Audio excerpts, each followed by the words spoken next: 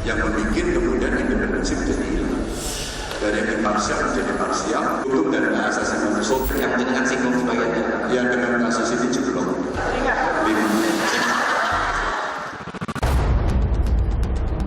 Wajar begitu di tengah-tengah situasi kita yang agak aneh hari ini. Orang banyak berbincang soal kecurangan, ngomong soal ketidakadilan dan seterusnya. Mau pasca MK ataupun sebelum itu banyak sudah yang bilang demikian. Pak Ganjar memberi nilai 5 terhadap kinerja Pak Mahfud dan Pak Yasona, saya tidak sependapat. Banyak hal yang juga bagus yang menjadi prestasi selama pemerintahannya Pak Jokowi ini.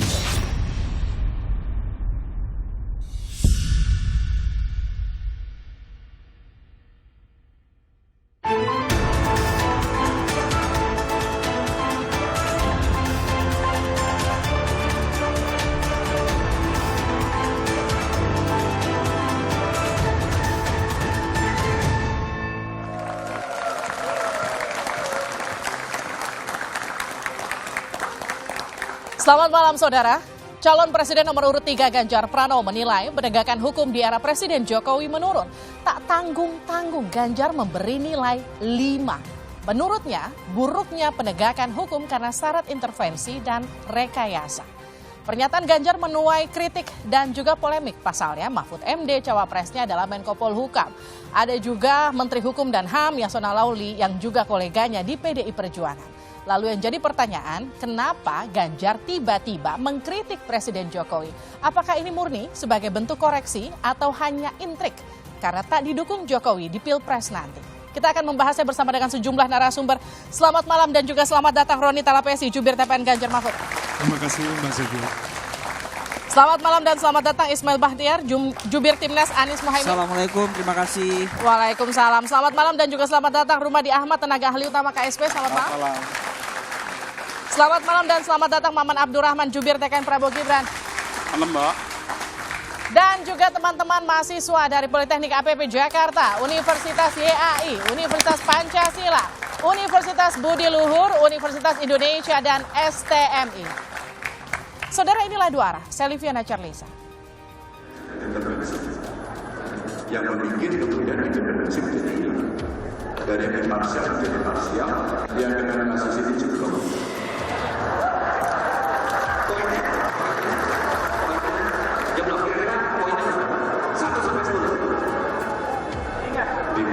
Sebaiknya Mas Ganjar menyampaikan itu sama Pak Mahfud MD. Menko Polhukamnya yang paling bertanggung jawab tentang penegakan hukum kan Pak Mahfud MD.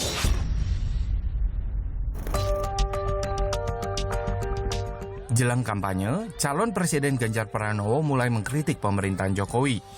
Ganjar menilai penegakan hukum di era Jokowi buruk karena penuh rekayasa dan intervensi.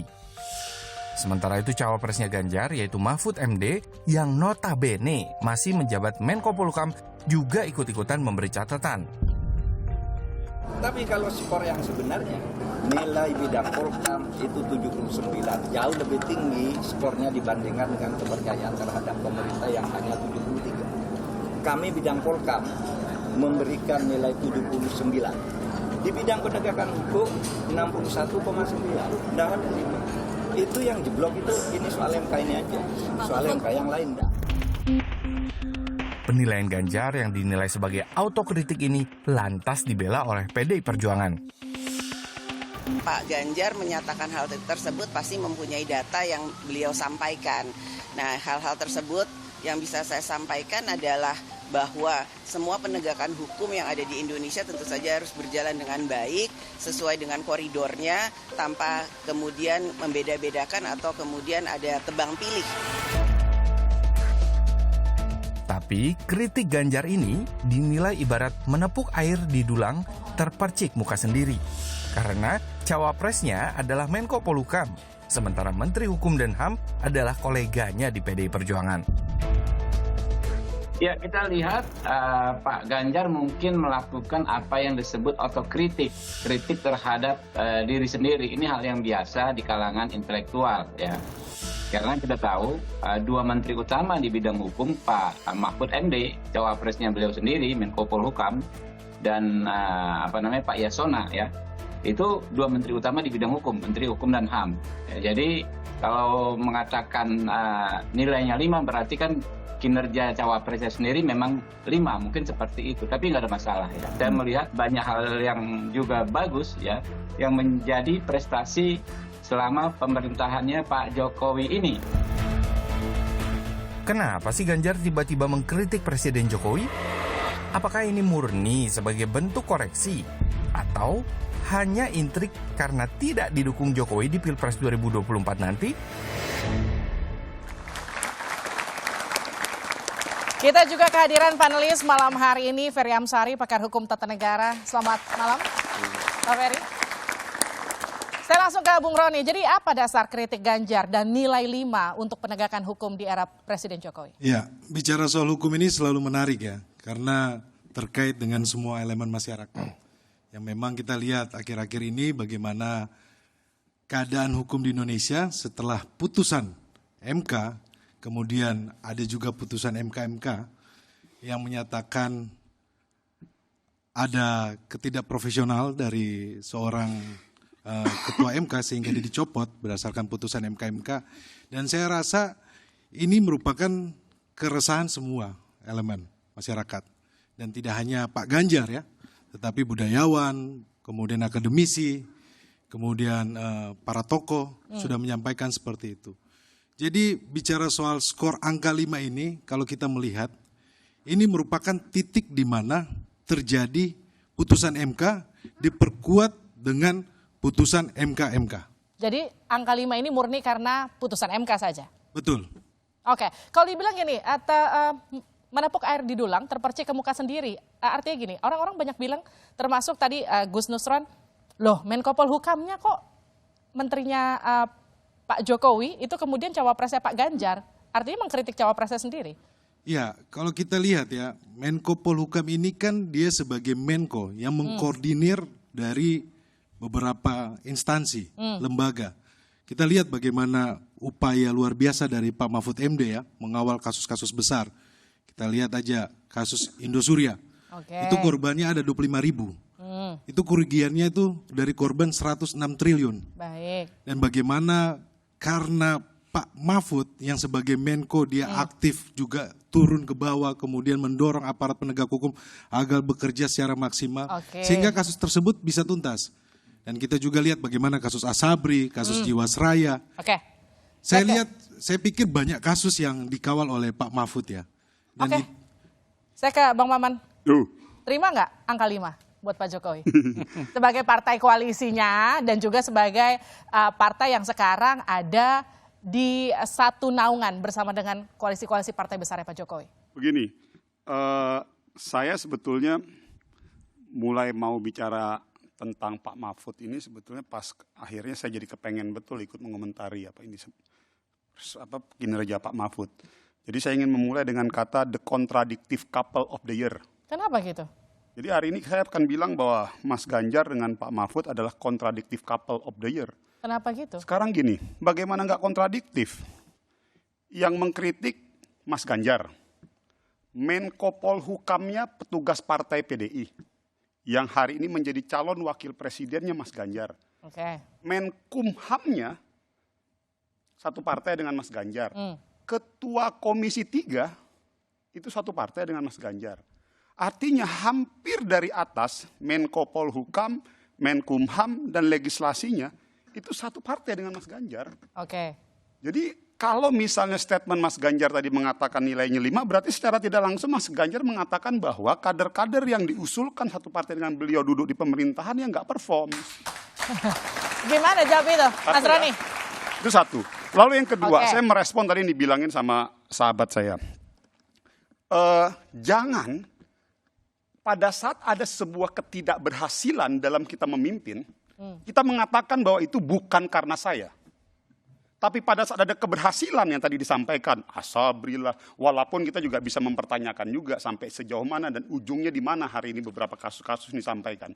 Pada saat ada yang berhasil, Sampaikan bahwa itu adalah hasil karya prestasi Pak Mahfud. Oke. Tapi pada saat ada yang gagal mengatakan bahwa Pak Mahfud hanya sebatas Menko Polhukam. Ini yang tadi saya bilang akan terlalu banyak kontradiktif pada saat yang mengatakan itu adalah Mas Ganjar terkait dengan prestasi hukum pemerintahan hari ini. Oke. Kalau yang mengatakan sahabat saya dari PKS, yang mengatakan Mas Ferry gitu, mungkin kita masih bisa memiliki nalar sehat ya.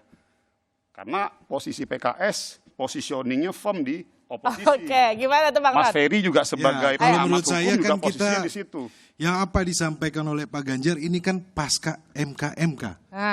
Yang publik melihat bagaimana seorang pemimpin lembaga tertinggi pengadilan itu dikenakan sanksi pelanggaran etik berat. Oke. Dan juga kita lihat bagaimana saat ini ketua MK tersebut, ex-ketua MK itu, coba mengambil sikap dengan mengajukan gugatan di PT UN. Menurut saya publik sudah bisa melihat kok. Jadi apa yang disampaikan oleh Pak Ganjar itu adalah konteks Mahkamah Konstitusi. Ini merupakan kemunduran yang ada di Republik ini dan ini menjadi nokta hitam dalam penegakan hukum kita, konstitusi kita, dan demokrasi kita. Ini yang perlu kita highlight selalu bersama. Jangan kita lupakan. Baik. Proses gugatan di MK, Menko Polhukamnya masih Pak Mahfud MD. Di dalam putusan Proses gugatan MK itu sangat jelas Menkumhamnya bahwa masih terjadi Yasona Lauli. intervensi. Artinya Kita secara jangan struktural bergeser. tim hukum Kita pemerintahan berbicara tidak ada yang terhadap berubah. Apa yang terjadi di MK? Oke. Nah, di sini yang saya mau sampaikan begini. Kemudian kita apa harus yang menjadi prestasi Pak Mahfud Oke. dalam membongkar kasus-kasus besar itu harus kita Sekarang, Bang apresiasi. saya sama Mas, tapi bedanya saya objektif dalam menilai. Kalau memang dia berhasil, kita sampaikan dia berhasil. Tapi kalau memang ada satu kasus di bawah era pemerintahan ataupun jabatan beliau pun yang itu patut kita pertanyakan, teman-teman di sana juga harus berani mengatakan bahwa Paman itu harus juga ingat bagian bahwa dari kinerja beliau. lembaga peradilan tidak boleh diintervensi, Baik. tetapi di putusan MK lembaga peradilan Oke. konstitusi kita ada intervensi. Berarti saya ingin mengatakan bahwa pada saat ada kegagalan yang notabene di bawah koordinasi Menko Polhukam, kita bisa mengatakan bahwa itu bukan kegagalan Menko Polhukam. Lembaga peradilan bukan di bawah Menko Polhukam, Pak Maman. Betul. Itu adalah lembaga Penegakan independen. hukum kasus Asabri, itu siapa yang menangani? Lembaga sosial? Kasus Asabri itu melibatkan Kasus Asabri aparat-aparat yang menangani penegak hukum yang apakah lain, itu lembaga aparat hukum TNI. atau lembaga Bapak harus sosial? lihat. Bapak harus lihat bagaimana putusan. Begini Mas, begini, kita fair aja. Ya, Penanganan kasus Asabri itu ditangani oleh lembaga sosial atau lembaga hukum? Baik. itu berhasil loh. Iya, makanya Lewat saya mau Kejaksaan tanya. Agung. Saya mau tanya, penanganan berhasil. enggak, no. Simpel aja kita. Mas. Kasus Indosuria. Penanganan kasus Asabri yang menangani lembaga sosial atau lembaga hukum? Lembaga hukum Kejaksaan Di itu bawah berhasil. siapa? Berhasil kan? Di bawah siapa? Menko Polhukam. Berhasil. Iya. Harus fair juga mengatakan Tetapi bahwa kalau lembaga pada saat peradilan, ada Menko kegagalan Polhukam tidak bisa sebuah mengintervensi. proses hukum Oke. itu Bapak harus mengerti dong. Oke. Jadi gini, Baik. yang ingin saya Jangan bilang, Baik. kita tidak mari mengerti. kita berdiri di atas tatakan objektivitas. Oke. Lembaga Kalau peradilan memang tidak Pak boleh Mahfud diintervensi, prestasinya apalagi positif, Mahkamah Oke. Konstitusi. kita katakan positif. Baik. Wajib kita untuk menjaga. Tapi kalau memang ada kegagalan, kita katakan bahwa ada kegagalan fair. Jadi Oke. bahwa memang ada prestasi Pak Mahfud, saya sebagai salah satu legislatif mengatakan kita apresiasi. Oke. Tapi Oke. pada saat ada kegagalan di bawah koordinasi Kementerian Menko Polhukam, orang-orang seluruh pejabat aparatur itu tidak Saya berani pikir bertanggung lembaga jawab. peradilan tidak bisa Baik, diintervensi tahan oleh dulu. Pak Mahfud MD. Saya ke Bang Ferry. Bang Ferry, yang satu bilang ini harusnya tanggung jawab Menko Polhukam, yang satu bilang ya nggak bisa dilepasin juga dari Pak Jokowi. Gimana tuh? Di mana-mana Mbak Livi, kalau dulu adalah sepasang kekasih lalu pisah, ribut di tengah jalan, seru juga ngelihatnya. Oh. Nah, sebenarnya kalau dibawa ke konstitusi dulu ya, bahwa pemegang kekuasaan pemerintahan itu ada di tangan presiden. Para menteri hanyalah pembantu-pembantu presiden, pasal 17 Undang-Undang Dasar. Sehingga kalau bicara tanggung jawab tertinggi, mestinya memang di tangan presiden. Tetapi kalau dibaca seperti rumah ya, rumah yang kotor adalah tanggung jawab tuan rumah, tetapi apakah pembantu-pembantunya turut bertanggung jawab? Bisa iya juga. Jadi ini problematika dua hal yang perlu dilihat secara jernih. Nanti soal tanggung jawab kita bicarakan nanti, ini soal apakah angka penegakan hukum kita bermasalah. Layakkah di angka 5? Kalau kita baca misalnya pendapat Friedman, kalau mau ditinjau 3 hal, satu struktur hukumnya, yaitu para aparat penegak hukumnya, memang ada masalah. Misalnya Firly, pimpinan KPK, di bawah kuasa rumpun eksekutif, sekarang jadi tersangka. Bagaimana pemberantasan korupsi kita yang punya angka jeblok 4 poin? Siapa paling bertanggung jawab? Tentu ketua rumpun eksekutifnya, yaitu presiden, gitu ya. Karena itu tidak berkaitan dengan menteri. Substansi hukum kita, perundang-undangan kita karut marut. Memang DPR punya wewenang pembentukan peraturan perundang-undangan, tapi kuasa presiden dalam pembentukan peraturan itu di 5 tahapan pembentukan undang-undang. Semua ada presiden. Jadi intinya menurut Anda siapa yang harus tanggung jawab? Yang paling Nanti kita jawab usai jeda di luar. Sedikit boleh? Nanti usai jeda di luar.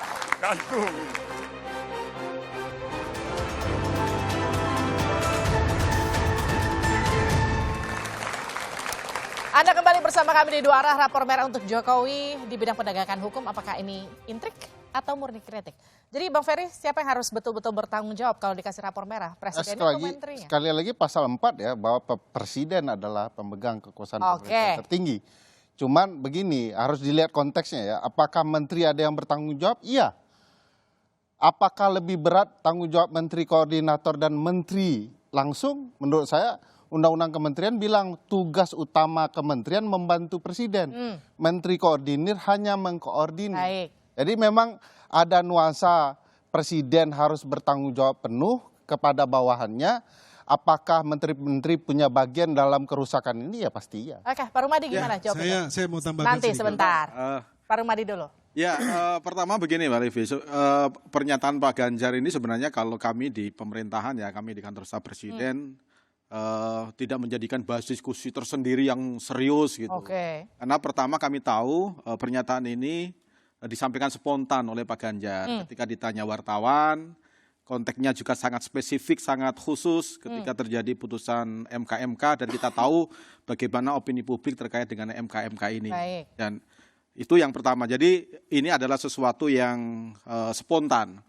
Dan yang kedua, kalau kita mau menyampaikan tentang sejauh mana keberhasilan dan kegagalan dari pemerintah Jokowi Ma'ruf Amin terkait dengan penegakan hukum, saya kira ada ukuran-ukuran yang bisa kita gunakan yang lebih ada barometernya. Kalau dikasih angka 5? Itu hak Pak Ganjar. Itu kami tidak mau mengomentari terlalu jauh soal itu karena kami tahu apa yang disampaikan oleh Pak Ganjar itu juga spontan, tidak menyampaikan data yang khusus gitu. Jadi menurut saya sih ini sesuatu yang begitu saja disampaikan dan konteksnya sangat khusus gitu. Jadi dikasih angka 5 menurut Anda ini pas atau enggak? Pertama saya ingin bilang bahwa apa yang disampaikan Pak Ganjar ini sebenarnya berupa raport merah yang telat diberikan. Telat diberikan. Kenapa saya ingin bilang telat diberikan? Kita harus ingat persoalan penegakan hukum ini akan lain judul, lain cerita kalau seandainya tidak terjadi pengubahan daripada kasus MK misalnya kemarin, pasti akan beda judulnya. Sehingga saya ingin sampaikan pada kesempatan ini bahwa yang terjadi hari ini persoalan penegakan hukum bukan hanya persoalan itu, ada banyak case-case yang lain. Sebutlah misalnya kasus Harun Masiku atau yang paling merakyat misalnya, masih banyak hari ini kita temukan di kampung-kampung terkait dengan polisi, oknum-oknum polisi ya yang kemudian melakukan penyerangan secara bebas. Dan saya ingin sampaikan bahwa kesempatan yang disampaikan Pak Ganjar seandainya mungkin disampaikan hari ini, boleh jadi mungkin angka yang diberikan bukan 5, tapi mungkin minus. Kenapa saya ingin bilang minus? Baru-baru saja kemarin, oknum pimpinan KPK ditetapkan sebagai tersangka. Saya kira tidak benar lah itu citra buruk yang ditunjukkan bahwa kasus tidak sedang baik-baik saja. Kalau mau gunakan ukuran yang objektif, gunakan parameter yang saintifik. Gitu. Jadi bukan asumsi, bukan perasaan gitu. Nah, asumsi yang saintifik itu antara lain dilakukan oleh sejumlah lembaga yang mengukur tentang tingkat keberhasilan penegakan hukum. Antara lain Kompas juga merilis itu, yang tadi angkanya sudah disampaikan oleh Pak Mahfud, angkanya itu 61,9. Kalau dibandingkan dan keberhasilan ekonomi itu lebih baik, karena ekonomi itu angkanya 61,5 gitu. Jadi menurut saya harus menggunakan ukuran-ukuran yang saintifik, tidak bisa hanya menggunakan asumsi. Kalau masalah di mana-mana ada masalah.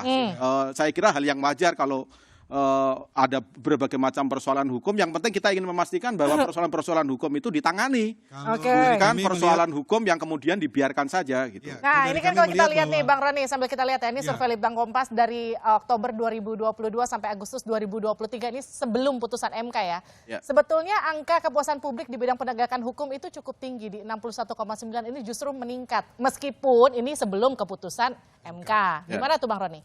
Ya, kalau putusan MK ini kan adalah apa yang disampaikan oleh Pak Ganjar adalah ungkapan kekecewaan ya. Bukan hanya Pak Ganjar, semua pihak ya. Saya mau meluruskan juga Pak Maman. Kalau Mahkamah Konstitusi ini kan adalah lembaga yudikatif.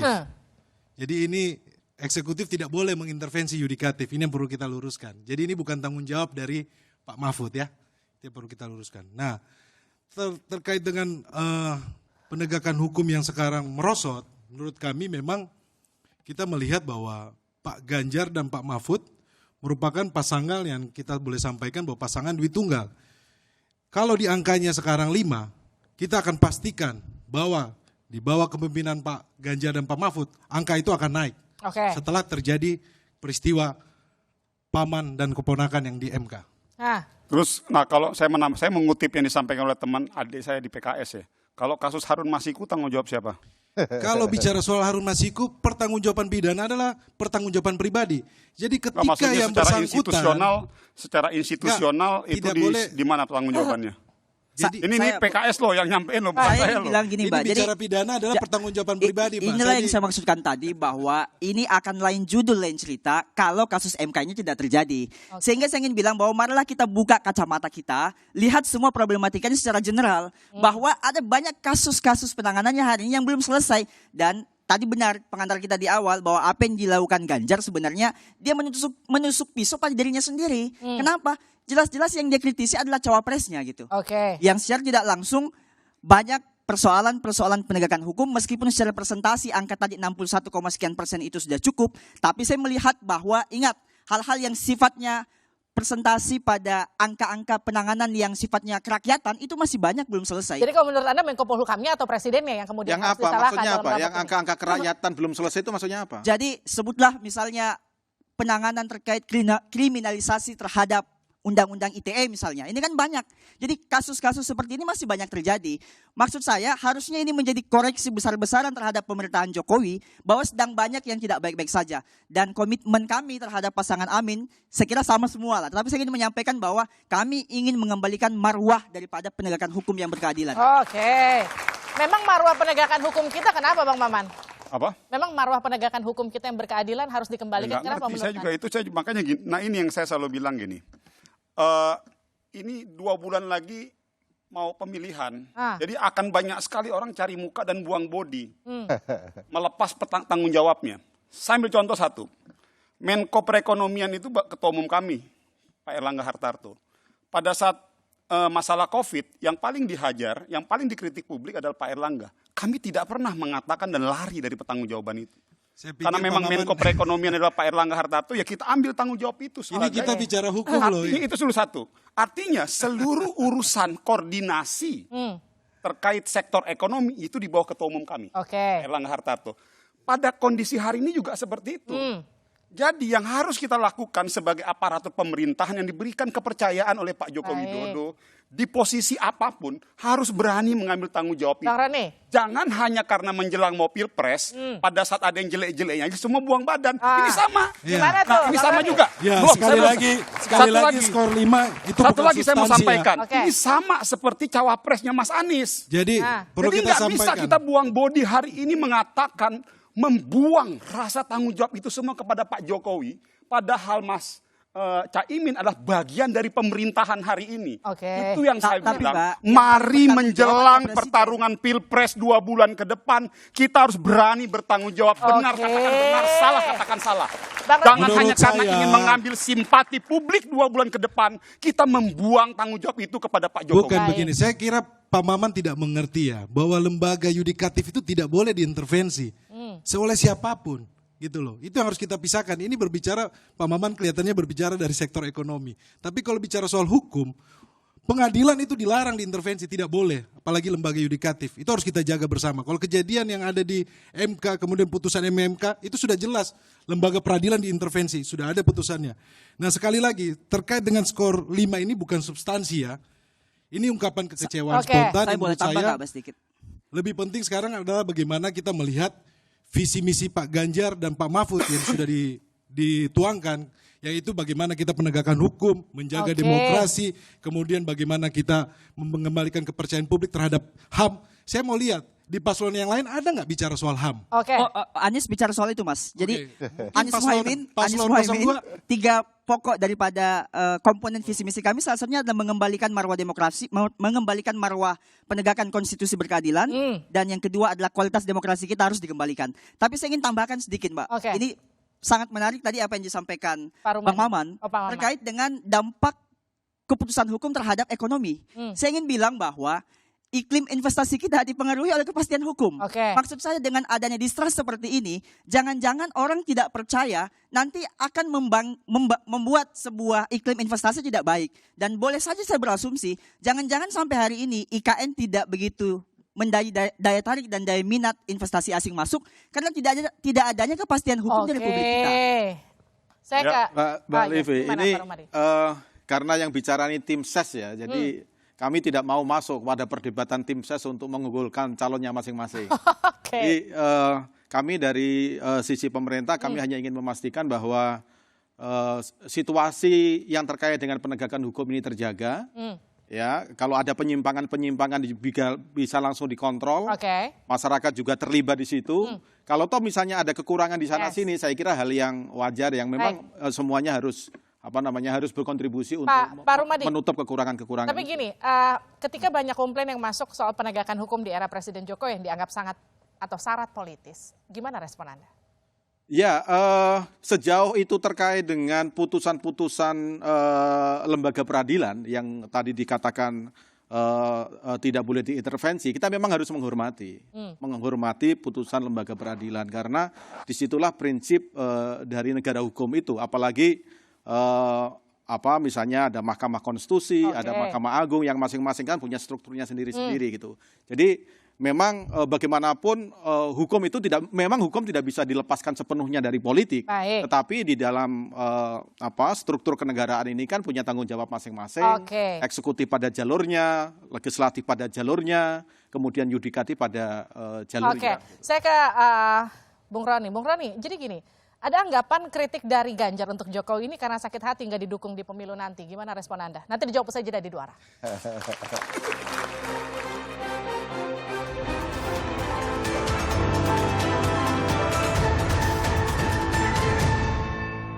Anda kembali bersama kami di Duara, Saudara. Rapor merah untuk Jokowi murni kritik atau justru intrik? Saya ke Bung Roni. Bung Roni, ada yang kemudian berpendapat kritikan ini karena memang Pak Ganjar nggak didukung Pak Jokowi di Pilpres nanti. Menurut saya tidak benar ya, bahwa sudah terbukti bahwa Pak Ganjar dan Pak Mahfud terbukti mampu menuntaskan tugas-tugas dari Pak Presiden. Pak Ganjar di Jawa Tengah, Pak Mahfud sebagai Menko Polhukam. Kalau kita lihat bagaimana Pak Mahfud juga menyelesaikan kasus-kasus besar, BLBI, membentuk Pokja juga tentang reformasi hukum. Dan kami melihat bahwa hanya pasangan Pak Ganjar dan Pak Mahfud yang bisa menuntaskan reformasi hukum. Tapi yang kemudian jadi pertanyaan saya gini, ini suara dari PDIP, kritikan dari Ganjar untuk Pak Jokowi, atau murni dari pribadi Pak Ganjar sendiri? Karena nampaknya PDIP nggak satu suara. Saya putarkan dulu pernyataan Bu Puan. Ini dia. Nggak ada instruksi hal-hal seperti itu kan disampaikan oleh Pak Ganjar selaku calon presiden. Pasti beliau menyampaikan hal itu karena punya data yang memang beliau harus sampaikan atau disampaikan. Ya tentu saja tadi karena saya tanya elektabilitasnya jadi naik atau turun, ini akan menjadi evaluasi bagi kami PDI Perjuangan untuk bisa melihat secara baik dan secara jelas apakah kemudian hal itu memang harus dievaluasi atau tidak. Itu aja. Apakah memang harus dievaluasi atau enggak? Itu enggak ada instruksi. Jadi ini murni bukan suaranya PDIP, murni dari suara Pak Ganjar sendiri. Saya pikir ini adalah dari masyarakat luas ya, setelah melihat apa yang terjadi di Mahkamah Konstitusi. Gimana tuh Bang Maman? Gini Mbak, saya tuh sebenarnya ingin kita seia sekata antara perkataan dan perbuatan. Satu. Yang kedua, harus mencoba berani berkata objektif. Sebetulnya sederhana itu, dari awal dialog kita ini, saya sebenarnya menuntut semua teman-teman, jangan hanya karena ingin menarik simpatik publik dalam 2 bulan ini, kita mengabaikan aspek-aspek objektif kita. Bagi saya, benar katakan benar, salah katakan salah. Berprestasi katakan berprestasi, tidak berprestasi katakan tidak berprestasi. Ada sederhana nih, analogi sederhana. Semakin banyak kita bergerak, maka akan semakin banyak kita bisa menilai seseorang itu. Semakin sedikit kita bergerak, maka akan semakin susah dan semakin sulit kita menilai orang itu.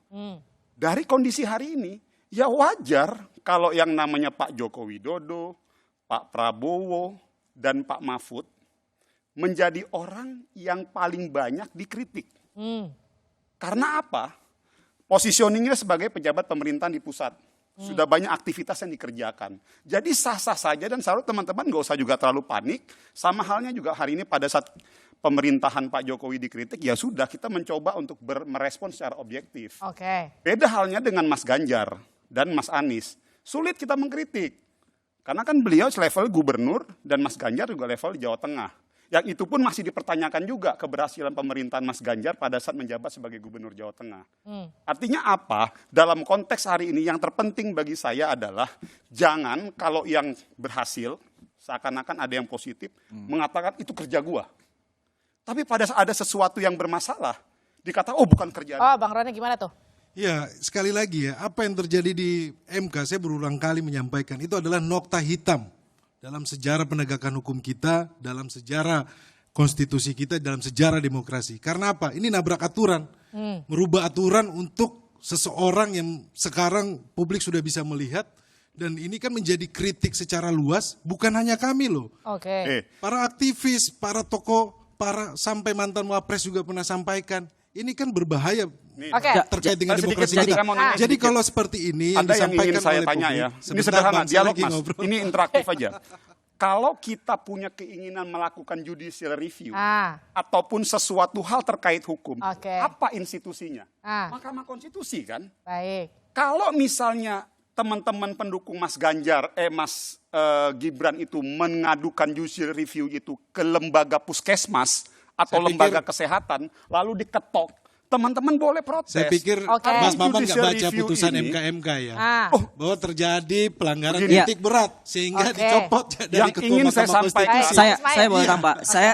Ini bukan hanya persoalan objektif dan subjektif, Mbak. Saya justru ingin bilang bahwa sebenarnya akhir-akhir ini apa yang disampaikan Mas Ganjar dalam sejumlah statement ini adalah bentuk validasi.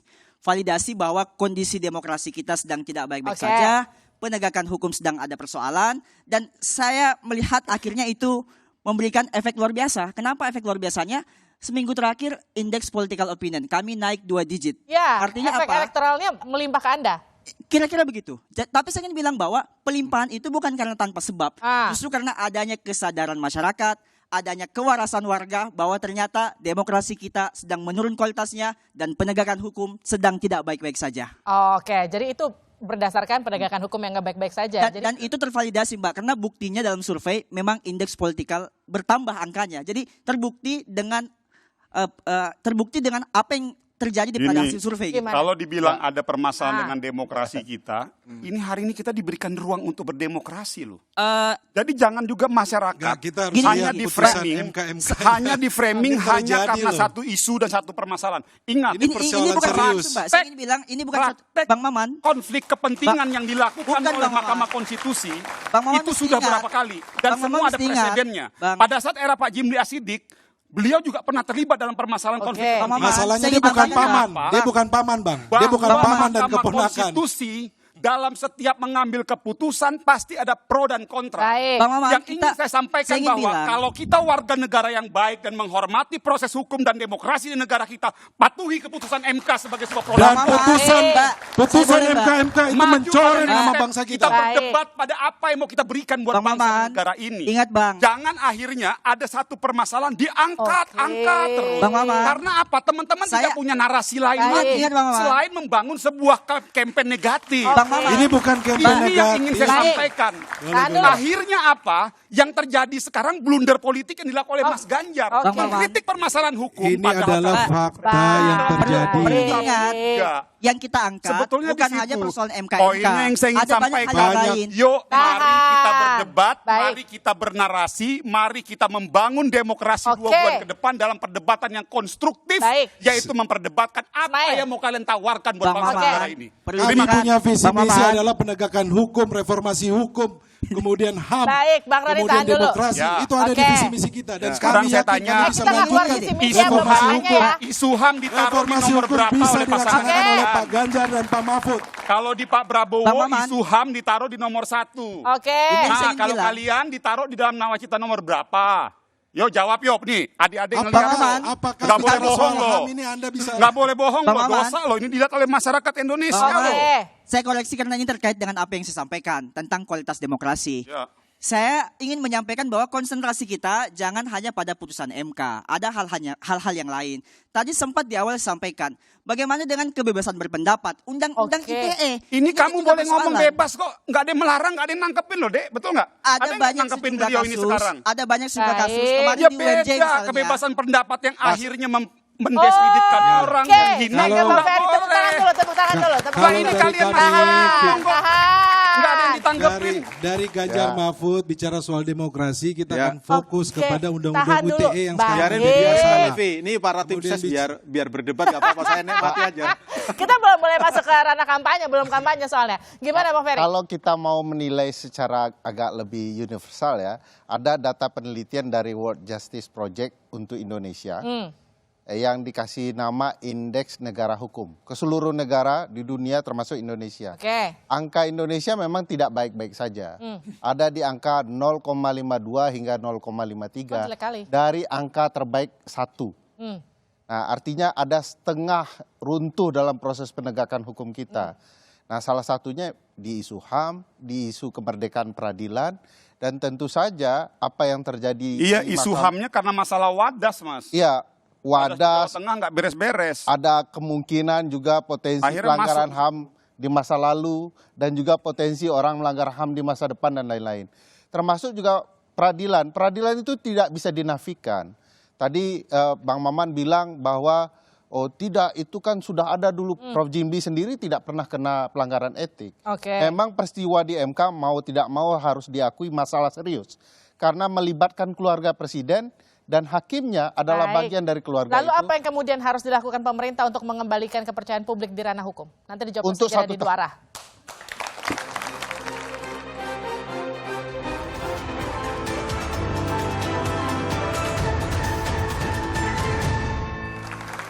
Anda kembali bersama kami di Dua Arah. Jadi ada rapor merah Jokowi yang diberikan Ganjar Pranowo di bidang hukum. Apakah ini murni kritik atau justru intrik? Yang jadi pertanyaan kemudian ke depannya bagaimana kemudian mengembalikan atau kepercayaan publik di ranah hukum? Pak Ferry. Ya, sederhana tentu saja segala kepatuhan aturan main diberlakukan dan pastikan penegak hukum kita independen. Jangan mereka pula yang terlibat dalam permainan ini, dalam kecurangan, dan betul-betul gunakan mata dan telinga kita untuk memastikan proses pengawasan oleh publik dilakukan, karena kita yang berdaulat dan kita yang bernasib kalau mereka terpilih. Nasib kita dipertaruhkan dengan pilihan kita.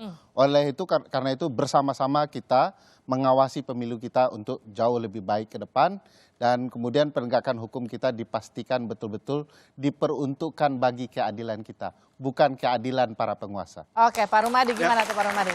Mengembalikan kepercayaan publik soal penegakan hukum. 2 poin Mbak yang ingin saya sampaikan. Yang pertama, sebenarnya kami sangat terbuka dengan berbagai masukan, kritik-kritik yang disampaikan oleh siapapun ya. Asal kritik dan masukan itu berbasis data yang bisa kita tindak lanjuti. Oke. Jadi kami selama ini dengan Tersa Presiden juga banyak berdiskusi dengan teman-teman berbagai macam kalangan untuk mendapatkan insight tentang berbagai macam hal termasuk soal penegakan hukum. Jadi kami ingin memastikan bahwa pemerintah tetap bekerja dalam realnya, aspek-aspek yang terkait dengan penegakan hukum tetap kita jaga, supaya negara ini juga ke depan itu semakin kokoh. Kemudian yang kedua, terlepas tadi perdebatan yang kita dengarkan, saya kira teman-teman yang sekarang menjadi tim ses silakan aja berdebat, kami tidak ingin masuk ke ranah itu.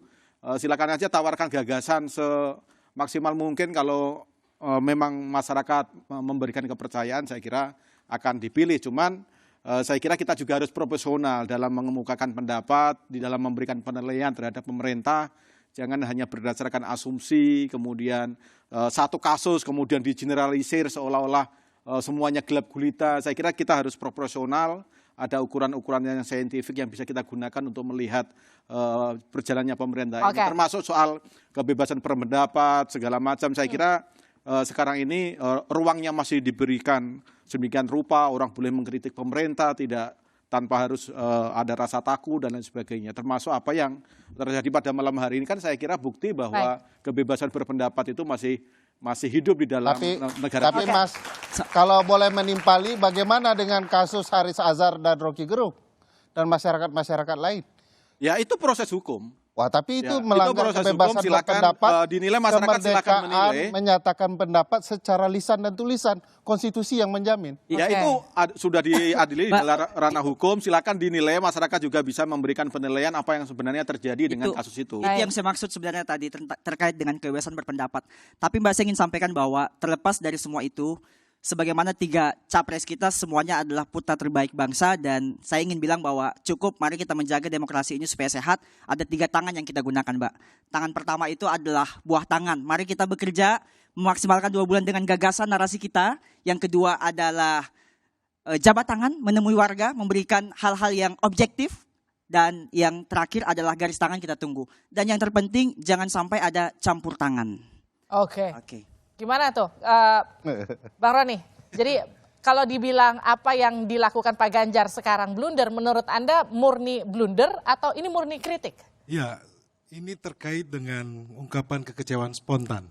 Yang pertama ya. Yang kedua soal penegakan hukum, reformasi hukum, masyarakat sudah bisa melihat rekam jejak dari Pak Mahfud dan itu sudah terbukti. Dan saya yakin bahwa dasar-dasar yang sudah diletakkan oleh Pak Jokowi akan dituntaskan oleh Ganjar Mahfud.